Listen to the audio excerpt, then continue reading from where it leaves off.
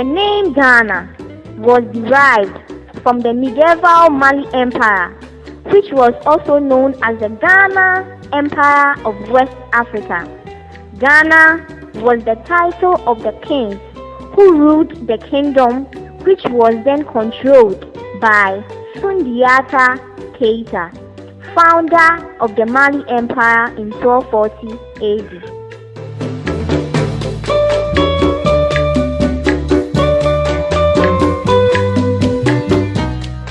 The Portuguese were the first white merchants to arrive in Gold Coast in the 15th century to trade mainly in gold, diamonds, ivory, just to name a few, and most importantly, slaves.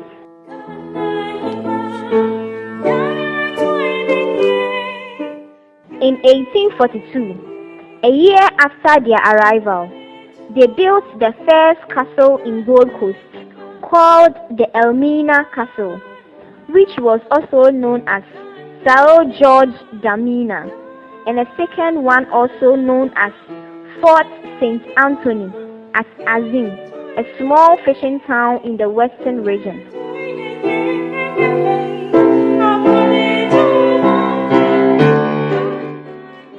The Dutch joined them in 1598 for the same result. They also built forts at Komenda and Komansi, all in the central region. By 1637, the Dutch had enough power to stop the Portuguese from monopolizing business by overthrowing them and taking possession of their two castles.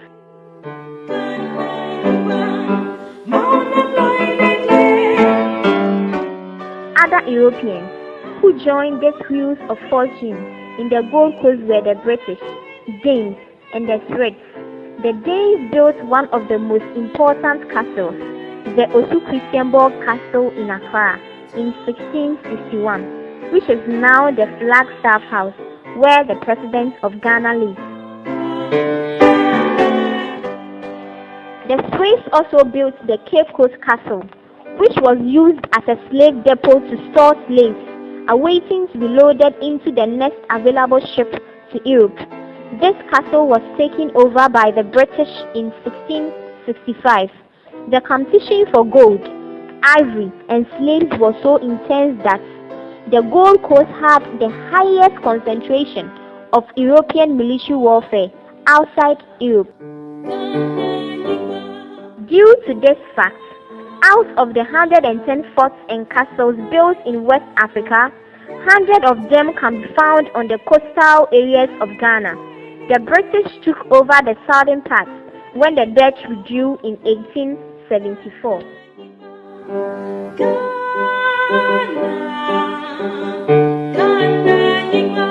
The Ashanti Empire was the strongest at that time, controlling the northern sector of the country.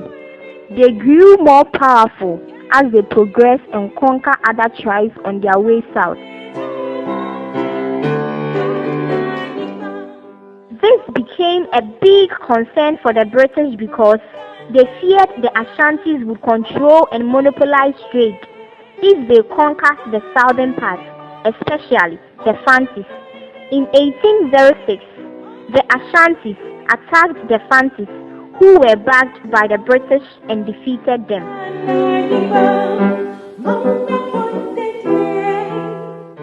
This was the beginning of a lengthy series of wars to come. As the Ashanti Kingdom progresses toward the coastal areas, all in the interest of minimizing the power of the British.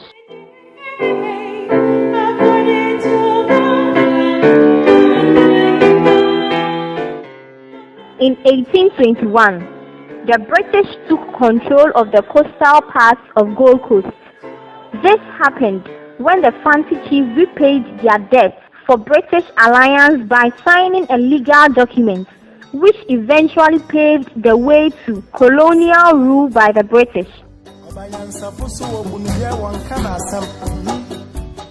They named this area Cape Coast, which was formerly known as Cado Corso, and made it the capital of Gold Coast until 1877, when it was changed to Accra. The British built some churches like the Methodist Church, and they also built the first English school, Wesley Boys High School, in 1876, which is now known as Mfansipim. By 1902, the British had gained full power of Gold Coast by defeating the Ashantis with the help of the Fantis, the Gans, and all the enemies of the Ashanti Empire.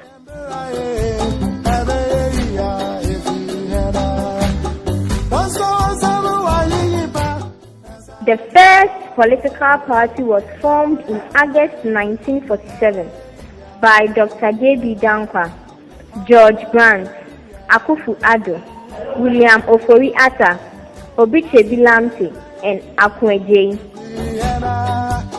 It was named the United Gold Coast Convention, UGCC. Its slogan was self-government within the shortest possible time. The UGCC therefore invited Dr. Kwame Nkrumah home from his studies to become the full-time General Secretary of the party. Nkrumah was imprisoned by the British for inciting people to revolt against the British, but returned in 1948 and formed the more radical Convention People's Party, CPP. In 1951, he was again imprisoned for inciting strikes. Later in the year, elections were held for a larger and newer legislative council, with Africans in the majority. The Convention People's Party won, and Nkrumah was released. He negotiated a new constitution with the British, and in 1954, he became Prime Minister. Independence was now on the cards, and there was a sense of excitement abroad.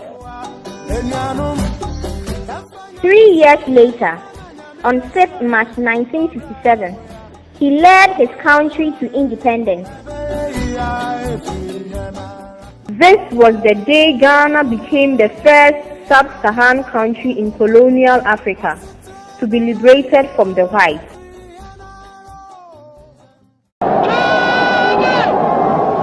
At long last, the battle has ended.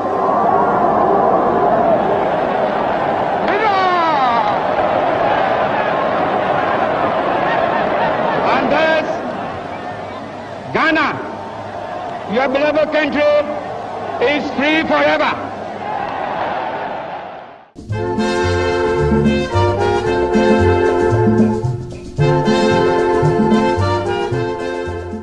A special marching parade is organized to remember all those who fought for Ghana's freedom. It is an important day in the history of Ghana and Africa as a whole. Ghana, land of freedom. On the first day of July 1960, Ghana changed from the parliamentary system, which is the prime minister system, to a republican form of constitution. Kwame Nkrumah then became the first president of the Republic of Ghana.